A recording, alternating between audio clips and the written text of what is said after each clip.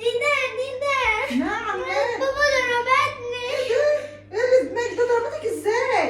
قالت لي نزل مدخل، قلت لها ده السجن اللي عليا اللي متخبطاني في السلم. يعني هي اللي خبطتك الخبطه ديت وجاب عملت لك دماغك كده؟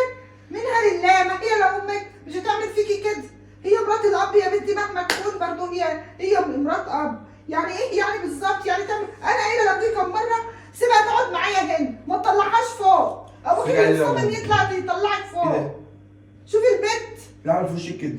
مرات ابوها بتقول لها كنيسه السلم، بتقول لها ما اخلص اللي ورايا اكتب واجبي، قامت خبطها في السلم. انا 100 مره قلت لكم يا جدعان البنت دي ما تطلعش فوق، البنت دي تطلع فوق تنزل مضروب، ترجعوا تطلعوها تاني تنزل مضروبه، ترجع تطلعوها تاني. في ايه؟ يا ابني ما انا قلت لاخوك، يا ابني اخوك صمم ان هو ياخدها قال لك تقعد معانا. ما تلاقيش فوق تاني، انا ممكن اطلع ازعق معاه دلوقتي لا عادي. مالكش انت دعوه عشان ما تعملش مشاكل مع اخوك. انا هتصل بيها واشوفها هي ازاي تضربها الضرب ده، وهي مش هتطلع تاني فوق. لو بنتها تعمل فيها كده؟ الو، ينفع اللي انت عملتيه في العيله كده؟ ينفع تعملي في وش العيله ده؟ وش العيله باظ. لو بنتك تعملي فيها كده ما هي عشان مش بنتك. انا مالي؟ يعني انا مالي؟ ده انا ستها. ما هو انت ليك حق تقولي كده اما يجي جوزك والبنت دي ما انتش مش هتطلع لك تاني.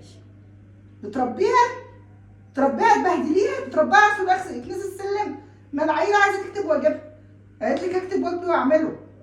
لو بنتك هتعملي فيها كده منك لله يا شيخ، منك لله. يلا في داهيه. هزعق مع اخوها وما يجي. مالكش لأن دعوه، البنت انا اللي دي ما هتكلم ينفعش- البنت ما معاه. ينفعش لو وشها خلاص بقى انا اللي غلط. هتكلم كل مره معاه. تنزل انا مضروبه. اللي هتكلم معاه. هي مش هتطلع تاني، وانا اللي هتكلم عشان كلمتك انت هتبقى تقيله. مش عايزك يبقى فيك مشاكل ما بينك وما بين اخوك. ايه ده؟ معلش يا انا هاخدها من الصيدليه دلوقتي اشوف لها اي حاجه منها لله.